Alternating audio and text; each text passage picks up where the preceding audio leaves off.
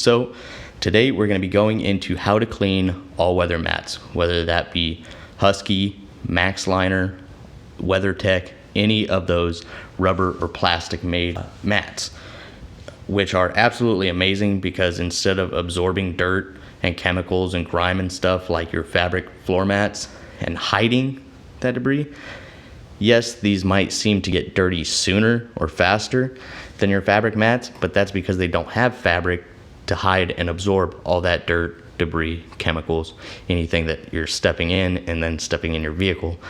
It's not hiding it. It's all staying on top, and that makes it a lot easier to clean. So yes, they may appear dirty faster, but it's going to save you a lot of work in the long run. Another thing that's great about these all-weather mats, especially the custom fit ones, is like this. It has a lip around the entire mat, so anything that gets on this mat stays on this mat. It's less likely to end up on your floors under or around the mat. So since these hold the dirt and debris and stuff and doesn't absorb it, that's why most people will switch to an all-weather mat. And since it holds the dirt and debris on top, it makes maintenance a lot easier. Now, one of the downsides are after time, if they are not maintained, that they can become faded. And it's more prone on the rubber ones because they're more porous, or the pores are more open than a plastic and can absorb more chemicals and stuff. But either way, my opinion is all the all-weather plastic and rubber mats are going to outperform and outlast any fabric mat. And you're not going to get staining and stuff like you are with a fabric mat. But the one thing you have to do is just make sure to protect your mats so they don't dry out, especially the rubber style. So to me, it is very important to use a UV protectant, because it's not just the chemicals and the dirt and stuff that's going to dry out your mats. It's also the sun coming in through your windows and baking these mats during the summer months. So to me, UV protection and keeping these things clean is going to create a lot easier cleaning process down the road, as well as increasing the longevity of these mats' life. I don't use any oil-based coatings or anything like that with a shine because they're dangerous, such as everything over here. Great products for as far as dressings and keeping things clean and looking good, but it's not something I would ever use on any steering wheel, shifter, or floor mat, because those are things that you're constantly grabbing and you need grip on. The last thing I want to do is step inside the vehicle and slip on my floor mat and get injured, and I definitely don't want that to happen to anybody else either. So I stay away from those dressings when cleaning floor mats. Just because something is dry to the touch does not mean it's not slippery. All of these products are dry to the touch, so you apply them, you wipe them, and they look fantastic. Any of these will make an old mat look really, really nice.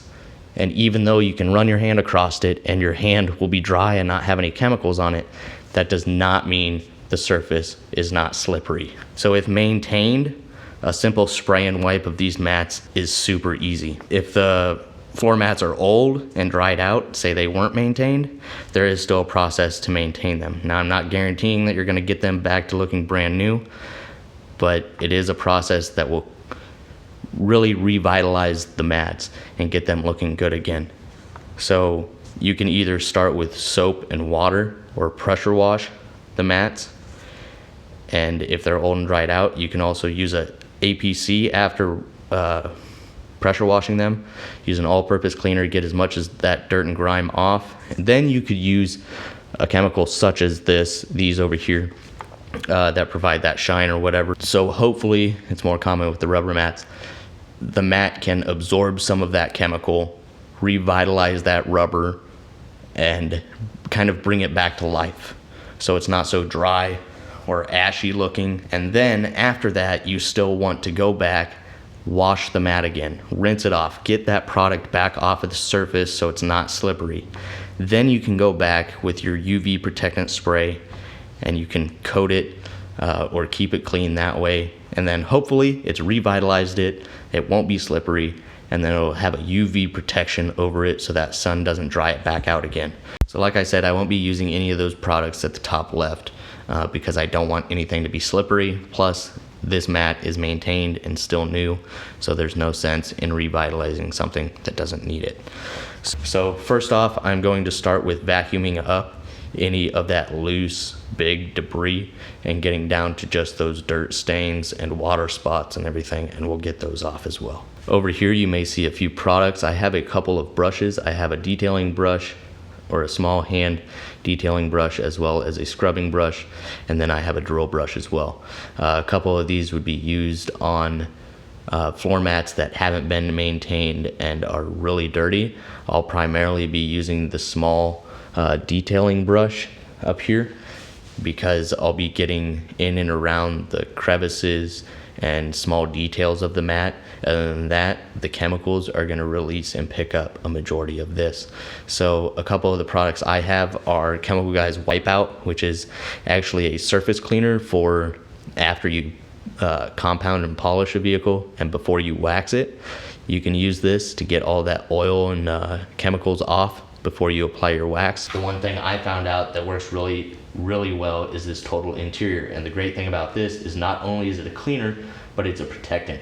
It protects against UVA and UVB rays, so it's an all-around great cleaner and protectant. So that's what I'm going to be using to get a majority of this up after we vacuum it. Here I have vacuumed off the floor mat, and as you can tell, it took care of a majority of it, but you're still gonna have that dried, the dried water spots and water and mud mix that's left some marks behind, as well as you can see some almost shiny parts as well as dull parts of the mat.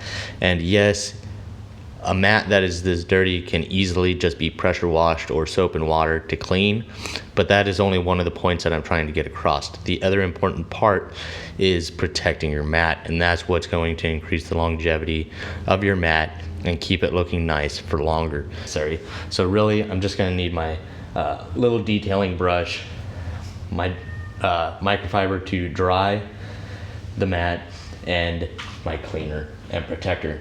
So this is another product that would work very well as well. This is also an APC, like I talked about before, an all-purpose cleaner. This is Chemical Guys Invisible Nonsense.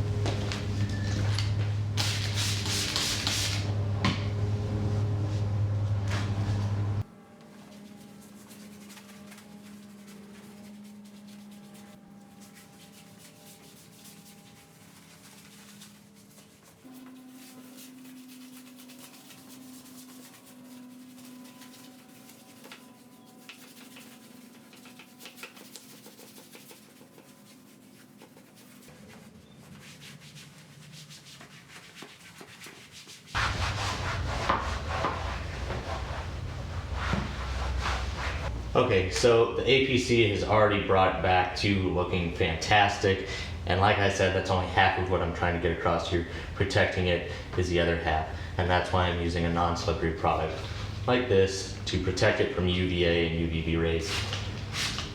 So just a couple sprays, and I'm just going to lightly wipe it down with the dry part of my towel.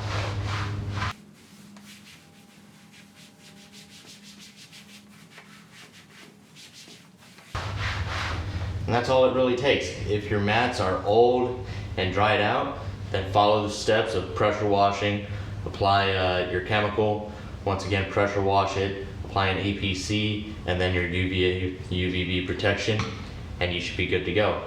So for heavier soiled mats in the future, I will be doing a video, but at least now you kind of know the process if you're trying to figure out a good way to clean your floor mats. But that's it. This thing's looking great again, so I'm going to go ahead and get it reinstalled, but I really hope you guys enjoyed. If you guys did, please make sure to hit that thumbs up. Leave a comment down below of your thoughts or your process of cleaning mats. And as always, subscribe if you're not a subscriber.